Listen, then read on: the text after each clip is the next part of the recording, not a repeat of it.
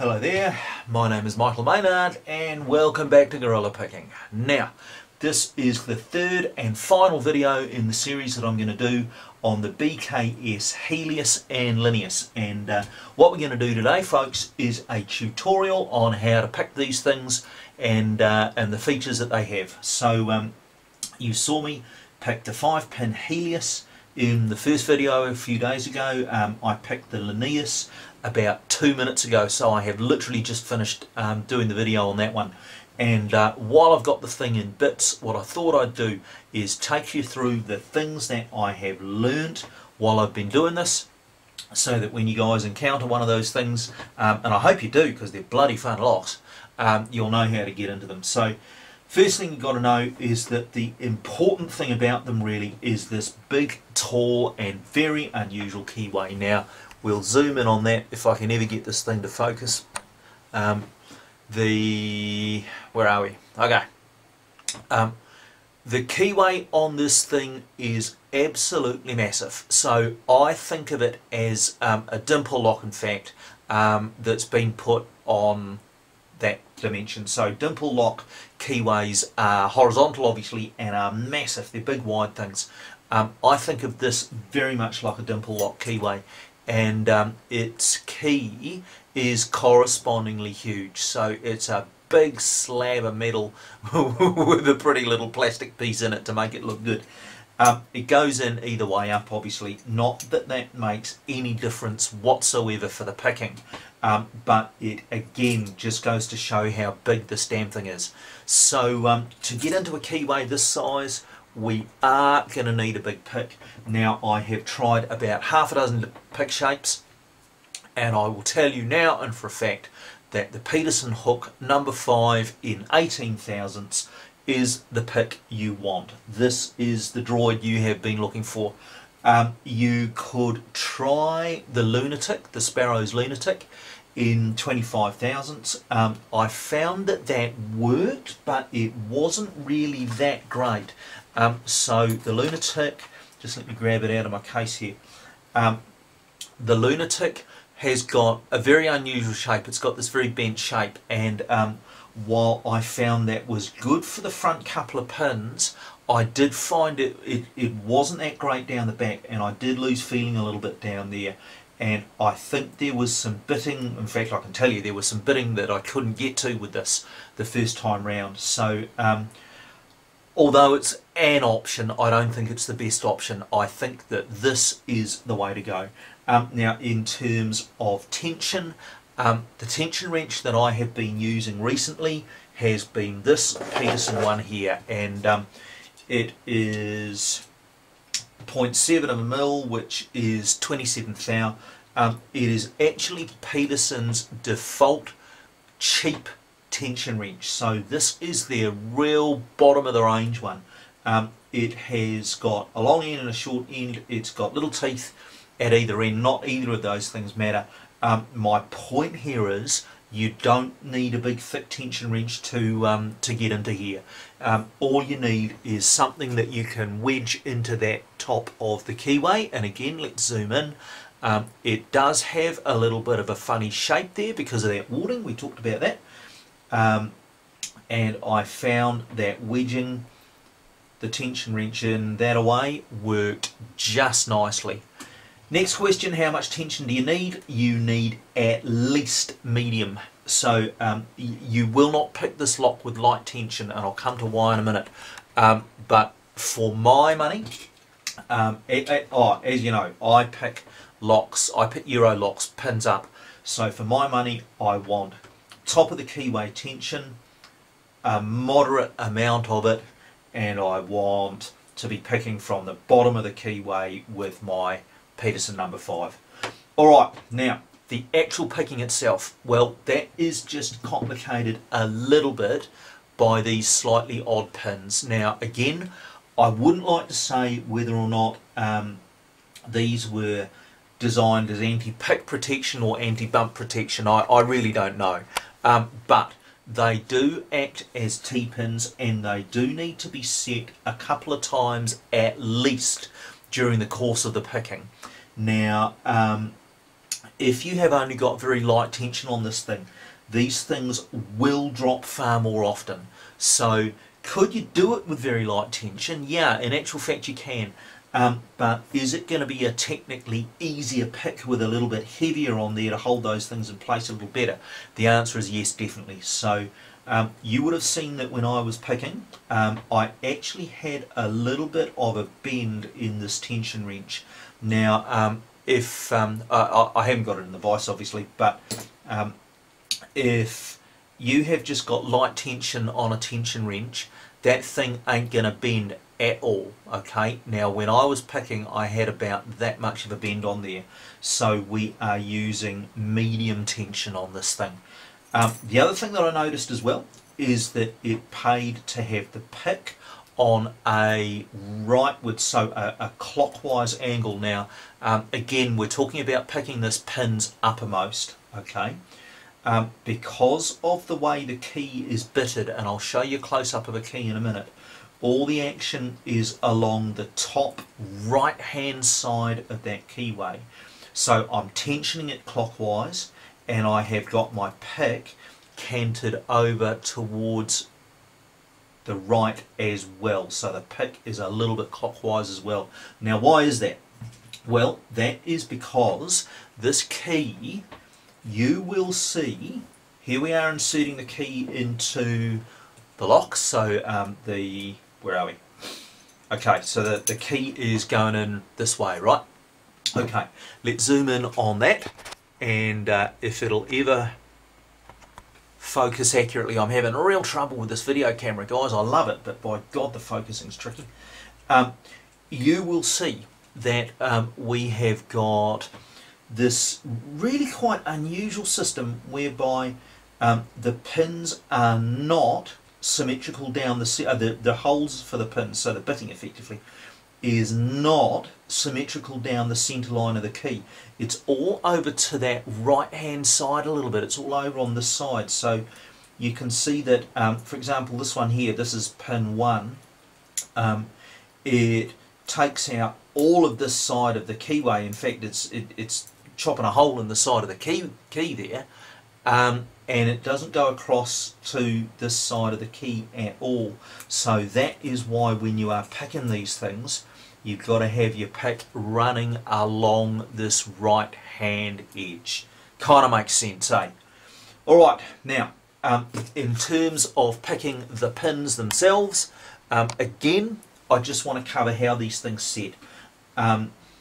The standard pins in here, they set quite crisply when they finally did set. I did have trouble getting to some of them, particularly pin 6. Even with this number 5, I found that I didn't get a nice crisp set the first time round, and it took a little bit of messing around to get that to actually click on me. Now when these things set, when they set first, they're going to be setting on the shoulder, not on the bottom of the pin itself. So they're going to be clicking just on this little area here. That feels mushy. If you feel a sort of a mushy click on one of these pins, you're on that little ledge there, and that's probably about as far as you need to go with it on that cycle through the pins. When it finally sets properly, you'll get a decent click on it. But the sets on these other things, or on these little shoulder things, definitely are not nice and crisp. In terms of the spools, well, the spools frankly were unusual. You saw that when I picked this lock, the first spool here, well in fact neither of them came into play at all. This one in number 1, that felt exactly like a standard pin being picked. And again, I think if we put the key pin in and then put the spool on top of it, you'll see why that happened. Let's zoom in so that you've got a decent look at that. And you know, look, God, this annoys me. Here is our pin as far down as it's possibly going to go, so that pin is resting right on the bottom. here is my spool, and look at that, the bloody thing just does not engage. So I'm thinking maybe half the time with these spools they don't engage at all. Now on the couple of occasions I've picked this and the spools have engaged, it was very, very, very different. Now what actually happened on those occasions was that absolutely all feedback disappeared. So because I was using moderate tension, when we finally got to the point where a spool needed picking, let's say this one here, whatever, it doesn't matter, all feedback stopped. Okay, so I had to back right off on the tension and go hunting for that tiny little bit of counter rotation that told me this needed to be picked. Now the counter rotation was tiny, and I found it was very, very easy to overset the spool. So what actually happened, I'm going from memory here, but with the first one, with the 5-pin Helius, I think I actually manually counter rotated it over that lip, and then whacked the tension back on again, and then set it basically like a standard pin to set it the last little bit of the way. I did have one occasion picking the 6-pin one off camera where this thing in fact did engage, and what I did here, I actually overset the thing. I felt myself push it too far and I thought, ah fuck, I've ruined this, and then I used the trick of letting off the tension and then picking it back to the shear line. So it can be done. You can overset one of these and then get the pick back without having to start right from the beginning. But it was tricky. I would suggest that when you are setting these spools, go very, very carefully and gently. You want just a tiny, tiny little bit of pick pressure. So, with all that in mind, what I am now going to do is go once more, run through the frame, get on with it. I am going to run once more through this thing here, the 5-pin one, just so you can see me pick that again. And then I'm going to give these away, guys. Alright, so this is going to be a giveaway. Back in a second. Okay guys, well here is our 5-pin Helius, and let's do all those things that we just learned about. So we've got this real tight in the vise because if I'm using enough tension that if it wasn't tight in the vise it would move around. Top of the keyway tension, and you can see it is bending a little on my thumb. Here is my Peterson number 5 in 18 thousandths, and I am angling it over to the right. So 1, nothing, 2, nothing, 3, little click, 4, big click, 5, nothing. Okay, back to the start. 1, nothing, 2, a little click, 3, nothing, 4, some crunching, nothing happens though, 5's binding, bang. Okay, click, and a little bit of feedback on the core this time. It did turn a reasonable amount. You wouldn't call that a false set yet though. 1, nothing, 2, nothing, 3, nothing, 4, click, and a turn. Okay, now we are in a false set. Now what we know here, guys, is that what we've got to do now is pick that last spool. But let's say we didn't know that. Okay, we're going to go through again with our medium tension and get nothing on 1, nothing on 2, nothing on 3, nothing on 4, and nothing on 5. So that tells us one of 3 things. Either the lock is open, and manifestly it isn't, or we've got a bitting issue and we can't get high enough to something, so we might try a sleeper pick at this point. Or thirdly, we are sitting on a spool and we're mashing the tension so hard that it's obliterating the feedback, the counter rotation. So we're going to ease back on the tension. Okay, and the spool's in 1. You can see that it's counter rotating there. So let's see if we can set that. okay, and we can't. I am whaling really quite hard on my pick there, and it's rock solid. So we're actually going to need to use manual counter rotation on this thing. Not that we really want to do that because it's going to be very easy to overset this, but bringing my tension wrench round, being nice and gentle here.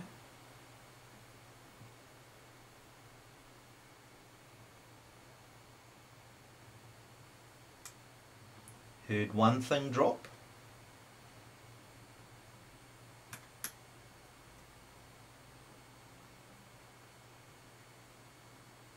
Okay, now I heard about 3 pins drop there, but what I managed to do was get that pin in one set. So now we've got pin 1 set, we've got the spool set. All we've got to do now is go back through and pick whatever else we dropped. So 1, feeling good. 2, click. 3, feels set. 4, click and a turn. 5, nothing. Okay, so we're pretty close now. 1, nothing. 2, nothing. 3, nothing. Got to be another click on either 4 or 5. 4, nothing. 5, nothing. So maybe we're running into the bitting issue now. Let's go through one more time. 1, nothing. 2, nothing. 3, nothing. 4 feels a bit weird. Okay, it's got to be 4, eh? 5. Let's go back to 4. Yeah, there we go. Okay, so we had the whole 9 yards with that one actually, guys. The spool did engage. The spool didn't want to be picked. We couldn't counter rotate it just with pick pressure alone, so we had to manually counter rotate that little bastard. We dropped several pins in the process, which, let's face it, if they were T-pins, we were always going to, right? So we had to go back and re-pick those once we had picked that. And finally, let's have a look at the key. Yeah, alright. Pin 4 was the T-pin that held us up right at the end. And looking at that key, you can see why. So the bitting on that is 1, where are we? 1, 2, 3, 4, 5. So we've got a very low pin in 3, very high one in 4, and we had to scoop right up underneath to get that little thing, which took us a couple of cracks to get it. So there you go, guys. That is how you pick these things. It's actually not difficult. It's a little bit technical, but it's not difficult, and they are bloody fun locks to pick. They really, really are. So on that note, I am going to give these 2 locks away. 1,000 thanks again to Oceanaut for sending these to me. I'm really, really grateful, Oceanaut. And what we're going to do is we are going to circulate these in the lock sport community. What I'd like you to do, gents, is leave a comment below. I will do a random draw from the comments. So there you go. Thank you for watching, guys. I hope you learned something out of this. I hope you learned how to pick these things. I hope you learned that they are really cool, really fun locks to pick. Not very good on your door, it has to be said. And I'd love to know, first of all, what you think, and secondly, I'd love to give this away to one of my mates on this channel. So there you go. Leave your comments below. My name is Michael Maynard, and this is Gorilla Picking.